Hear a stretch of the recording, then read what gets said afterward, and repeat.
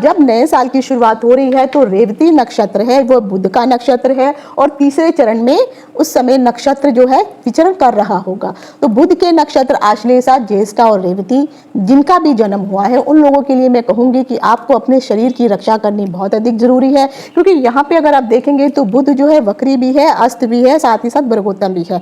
तो हो सकता है कि थोड़ा आपको जो है स्किन की एलर्जी हो सकती है, थ्रोट में कुछ इन्फेक्शन हो सकता है। इन चीज़ों से आपको बचना होगा, पॉल्यूशन से आपको बचना होगा और जो है कोशिश करिए कि आप अपनी वाणी पे भी कंट्रोल करके रखें। अगर वाणी सही नहीं है तो भी मुसीबतों का सामना आपको करना पड़ सकता है। तो खासकर आपको अपनी सेहत का ध्यान रखना है, स्किन का ध्यान रखना है। किसी भी प्रकार के कोई डॉक्यूमेंट इत्यादि साइन करते हैं तो भी आपको पढ़ करके ही आप तभी जाके उसमें सिग्नेचर करिए। दूसरा आता है केतु का नक्षत्र। केतु में जो है 3 नक्षत्र आते हैं, अश्विनी, मघा, मूल। यह समय आपके लिए परम मित्र है, अर्थात यह पूरा साल आपके लिए बहुत ही लाभकारी रहने वाला है। तो इस समय को यूटिलाइज कीजिए। जो भी चीज़ें मैंने आपको बताई हैं राशि के अनुसार, अगर आपकी राशि इसमें पड़ रही है तो मैंने अगर शुभ बताया है और साथ ही साथ अगर नक्षत्र के सिद्धांत के अनुसार भी अगर शुभ आ रहा है तो आपके दोनों हाथों में लड्डू, सिर कढ़ाई में है। तो ये पूरा साल आपके लिए बहुत लाभकारी रहने वाला है और इस समय को आप अच्छे से यूज़ करिए।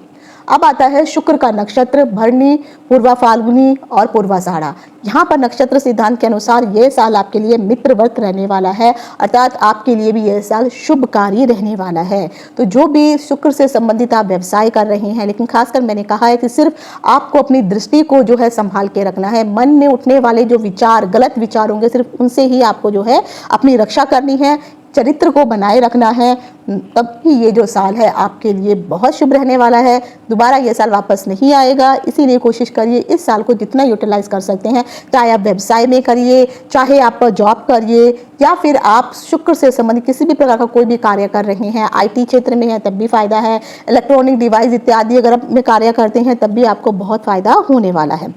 जिन लोगों का जन्म सूर्य के नक्षत्र में हुआ है, कृतिका, उत्तरा फाल्गुनी और उत्तराषाढ़, उन लोगों के लिए ये समय जो है बाधक तारा में आ रहा है, यानी बद्ध तारा है। तो यहाँ पर ये समय आपके लिए मृत्यु तुल्य कष्ट लेकर के आ रहा है।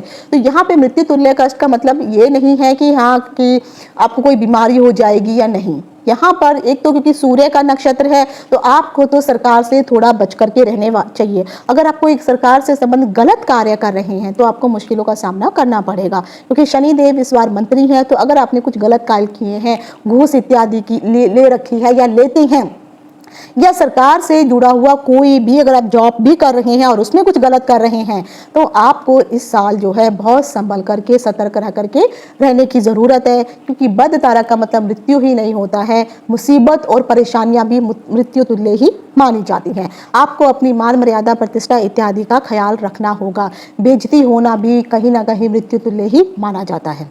अब आ जाता है चंद्रमा के नक्षत्र में जिन लोगों का जन्म हुआ है, श्रवणा, हस्त और रोहिणी, उन लोगों के लिए यह पूरा साल यानी 2081 नव संवत्सर हिंदू नववर्ष आपके लिए सक्सेस भरा रहने वाला है। उपलब्धियां आपको प्राप्त होने वाली हैं। अभी तक जो भी कार्यों में आपको रिकग्नाइजेशन नहीं मिला था, जो आप करना चाहते थे और अचीवमेंट्स नहीं मिल रही थी, इस साल आपको वो सब उपलब्धियां, सब अचीवमेंट्स आपको प्राप्त होने वाली हैं। तो ये साल आपके लिए बहुत अच्छा है, इस साल को आप अच्छे से यूटिलाइज कीजिए।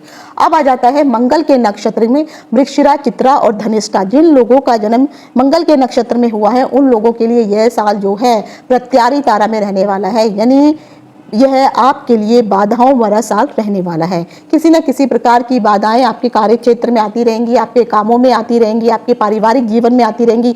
आप कुछ भी करने की सोचेंगे, आपको लगेगा बस आपका काम हो गया है। आपको शारीरिक परेशानियां भी हो सकती हैं, खून से संबंधित परेशानियां हो सकती हैं। मंगल आपके भाई से साथ जुड़ा हुआ है, मंगल आपकी जमीन जायदाद से जुड़ा हुआ है। तो अगर आप जमीन जायदाद से संबंधित कोई कार्य करते हैं, रक्त से संबंधित कुछ विकार अगर आपके शरीर में आ गया है, भाइयों से कोई अनबन चल रही है, तब ये चीजें और अधिक बढ़ने वाली हैं। कला कलेश, लड़ाई झगड़ा इत्यादि हो सकता है। तो कोशिश कीजिए मन में शांति बनाए रखिए और आपको जो है ये पूरा साल जो है शांति से ही चलना है। और जो भी आप कार्य करेंगे शांति से चुपचाप करिए, नहीं तो बनते हुए कामों में बिगाड़ भी होने वाला है। अब आ जाता है राहु का नक्षत्र, आद्रा, स्वाति, शतभिषा। इन लोगों के लिए देखा जाए तो यह साल बहुत अच्छा रहने वाला है, यानी नव संवत्सर 2081 आपके लिए कल्याणकारी है। क्षेमा तारा में आ रहा है, कल्याण भरा रहने वाला है। तो जो भी आप काम करेंगे उसमें आपको सफलता ही प्राप्त होने वाली है। बृहस्पति के नक्षत्र में जिनका भी जन्म हुआ है, पुनर्वसु, विशाखा और पूर्व भाद्रपद, उन लोगों के लिए यह समय बिल्कुल भी अच्छा नहीं है। विपत्ति भरा यह समय रहने वाला है। कहीं ना कहीं खतरा या डेंजर जरूर आपके साथ चल रहा है। और खासकर अगर आप ब्राह्मणों के साथ या बुजुर्गों के साथ कुछ गलत करते हैं, अगर आप वाणी पे कंट्रोल नहीं करते हैं और ईश्वर के प्रति अगर आपका मन नहीं लग रहा है, ब्राह्मणों को या बुजुर्गों को कुछ उल्टा सीधा बोलते हैं, तो आपकी शामत आने वाली है। तो इसीलिए आपको जो है ईश्वर के प्रति श्रद्धा रखनी है, बड़े बुजुर्गों का आशीर्वाद लेते रहिए और किसी भी प्रकार के कोई भी धार्मिक टिप्पणियां करने से आपको बचना होगा। अब आ जाता है शनि के नक्षत्र से लिए।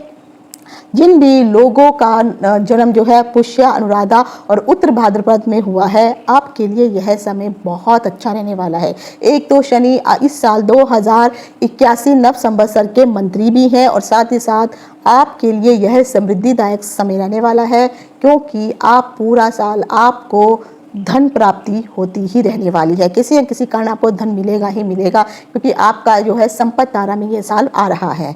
तो आप मेहनत करिए, ईमानदारी से काम करिए, तो धन से संबंधित कुछ भी परेशानियां अगर आपकी ज़िंदगी में चल रही हैं, अगर धीरे धीरे जो परेशानियां भी समाप्त हो जाएंगी और धन से आपको लाभ ही प्राप्त होने वाला है। तो यह था 2081 नव संवत्सर का राशियों के अनुसार उन 5 या 6 जो राशियां मैंने आपको बताई हैं, जो भी लकी राशियां हैं और जो भी 27 नक्षत्र और 12 राशियां हैं, उनके अनुसार नक्षत्र सिद्धांत के अनुसार क्या आपको शुभ फल प्रदान कर रही हैं, उसकी जानकारी आज यहीं तक। इति शुभम, नमस्कार।